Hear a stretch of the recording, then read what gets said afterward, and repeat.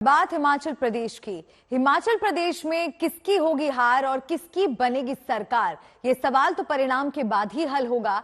मगर फिलहाल India today axis माई India के एग्जिट पोल में हिमाचल प्रदेश में कांटे की टक्कर नजर आ रही है और इस कांटे की टक्कर में कांग्रेस बीजेपी पर 20 साबित हो रही है। एग्जिट पोल के आंकड़े अगर नतीजों में परिवर्तित हुए तो हर 5 साल में सरकार बदल देने वाला हिमाचल का रिवाज जारी रहेगा।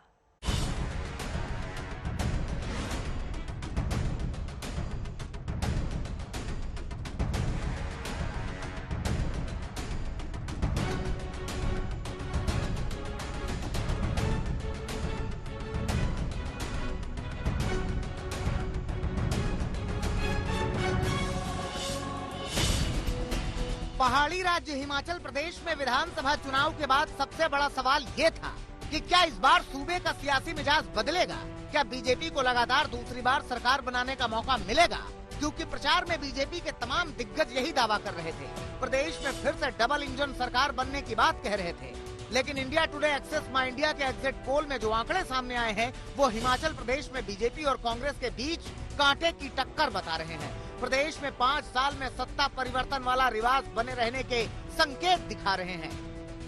68 विधानसभा सीटों वाले हिमाचल प्रदेश में 16,758 लोगों के बीच सर्वे किया गया। चुनावी सर्वे के मुताबिक बीजेपी को 42% वोट मिलने का अनुमान है, जबकि कांग्रेस को बीजेपी से 2% ज्यादा यानी 44% वोट मिलने की उम्मीद है।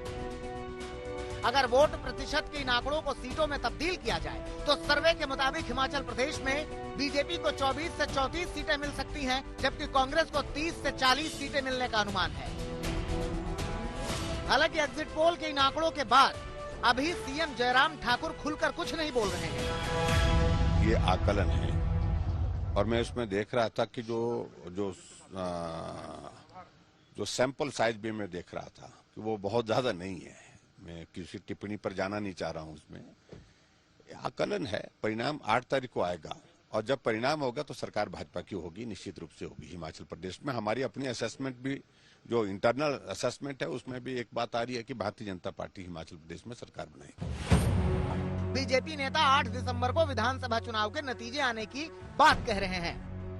मेरा जितना वहाँ अनुभव रहा है, जितने समय तक मैं वहाँ रहा चुनाव के दौरान, और जो कुछ मैंने वहाँ देखा है चुनाव को, मैं निश्चित तौर से कहता हूँ कि ये आंकड़े में अंतर आएगा और हम वहाँ पर सरकार बनाने कंफर्ट मेजॉरिटी पर आ जाएंगे और उत्तराखंड की तरह ही हम वहाँ पर सरकार बनाएंगे। हिमाचल जैसे स्टेट के अंदर जो है इस तरीके का एनालाइज करना बड़ा कठिन है और मेरा अपना मानना है, जो हमारी फील्ड की, ग्राउंड की जानकारी है, उसके आधार पर हम 40 के आसपास लाएंगे। 1 ऊपर, 1-2 ऊपर, 1-2 कम। उधर एग्जिट पोल में मिली बढ़त के बाद कांग्रेस नेताओं में उत्साह है। कांग्रेस नेताओं को हिमाचल में बड़ी जीत का विश्वास है और कांग्रेस इस विश्वास की वजह स्थानीय मुद्दों को बता रही है। हिमाचल में ओपीएस, बेरोजगारी जैसे मुद्दों को बीजेपी के पिछड़ने की वजह बता रही है।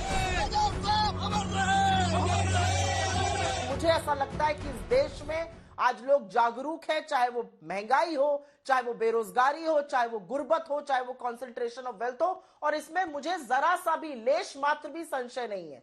मेरा अपना मानना यह है कि चुनाव बहुत सारे पैरामीटर्स पर लड़े जाते हैं, लोकल मुद्दों पर लड़े जाते हैं। मैं खुश हूं कि हिमाचल में जीत लोकल मुद्दों की हुई है। हिमाचल में जीत असल मुद्दों की होगी और मैं बार बार कहूंगी, जीत का फासला बहुत बड़ा होगा। हिमाचल में कांग्रेस का ज्यादातर फोकस महंगाई, बेरोजगारी, सेब के किसानों जैसे लोकल मुद्दे रहे हैं। सर्वे की माने तो कांग्रेस का इसका फायदा भी मिला। एक बड़ी बात यह भी है कि कुछ समुदायों ने कांग्रेस को बड़ा समर्थन किया, जिसका असर इन आंकड़ों पर भी दिखाई दे रहा है। सर्वे के मुताबिक बीजेपी को एससी समुदाय के 34% वोट मिले, जबकि कांग्रेस को 52% एससी वोट मिले। वहीं एसटी समुदाय ने बीजेपी को 44% वोट किया, जबकि कांग्रेस को एसटी समुदाय का 43% वोट मिला।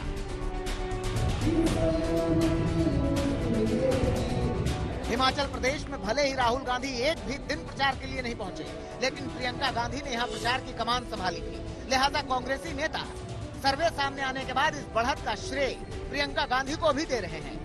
हिमाचल में कांग्रेस की सरकार बनने की बात कह रहे हैं। तालियां बजाइए आप लोग, तालियां जोर से। हिमाचल प्रदेश के एग्जिट पोल में दोनों पार्टियों में कड़ी टक्कर है, लिहाजा दोनों पार्टियों को 8 दिसंबर के नतीजों का इंतजार है। नतीजों से साफ होगा कि हिमाचल में रिवाज बदला या बीजेपी का राज बदला। आज तक ब्यूरो।